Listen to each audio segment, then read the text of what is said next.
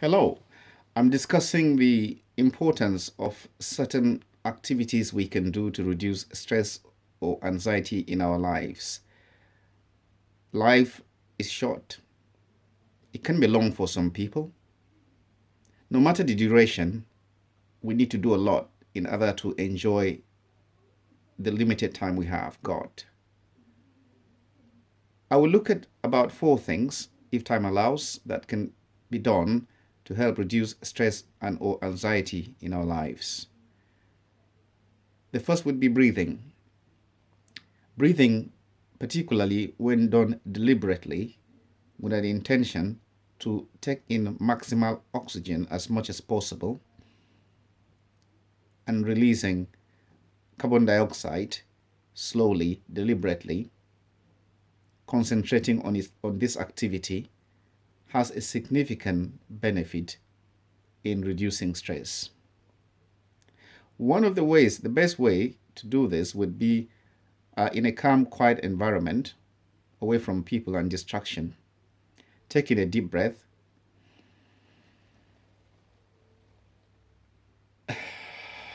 breathe out gently through your mouth, deep breath through your nose, slowly, deliberately, as I've done, and repeat that for about 10 or 20 cycles. That can actually reduce stress for you. And you can objectively prove this. If you've got a stress measure app on your mobile phone, you can actually show this benefit. Another way of demonstrating whether this is beneficial will be if you can check your pulse rate. Check your pulse before the exercise and then check it again after the activity.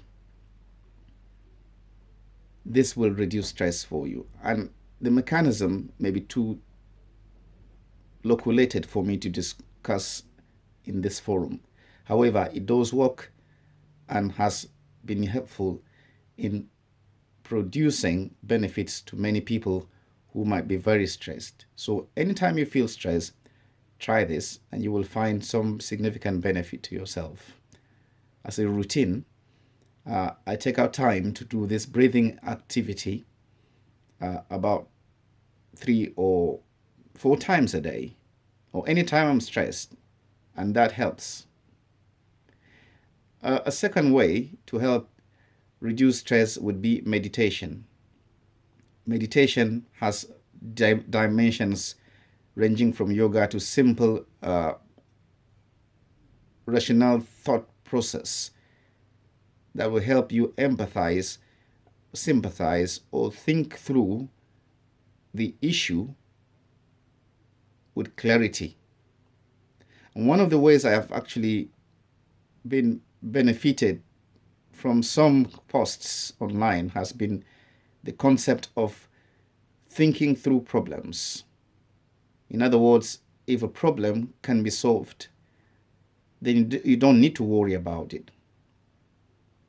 If you cannot solve it, and it is not within your capacity to solve the problem, then thinking and worrying about it does not solve the problem either.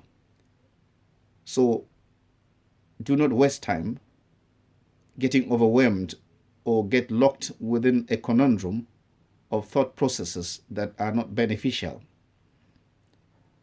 And so there are religious persons who have dimensions of meditations which does help in restoring abilities to have rational processes to solving their problems.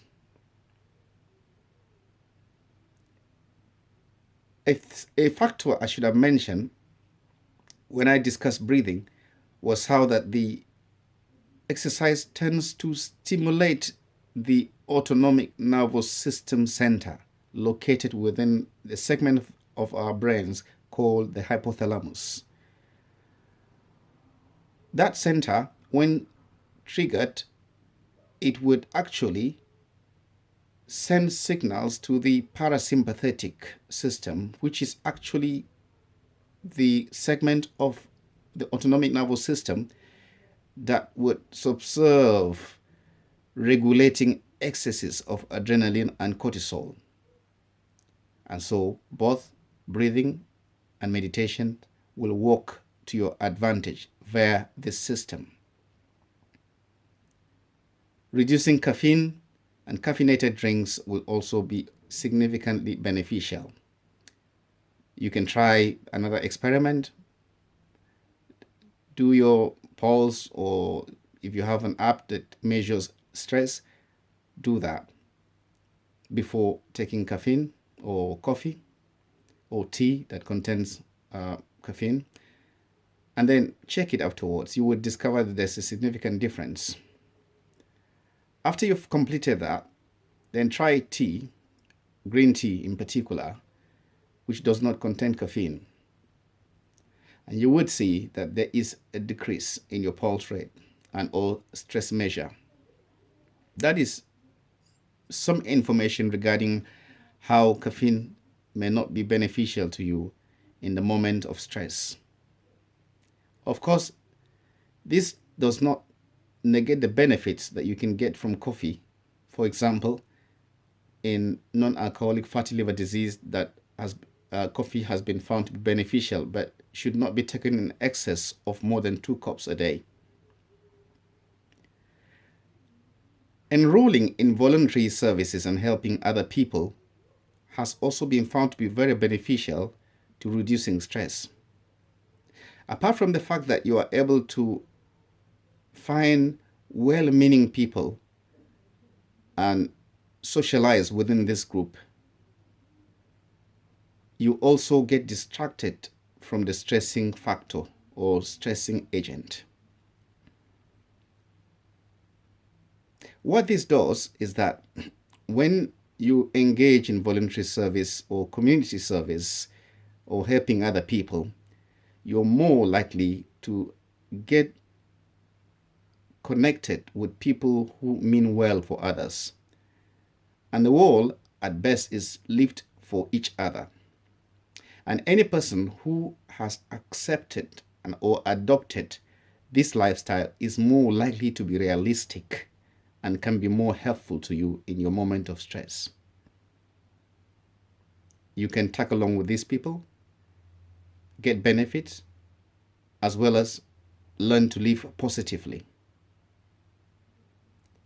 I hope you get some benefit from this. If you have any comments, I would be grateful to entertain them and help answer them for you. Thank you. Goodbye.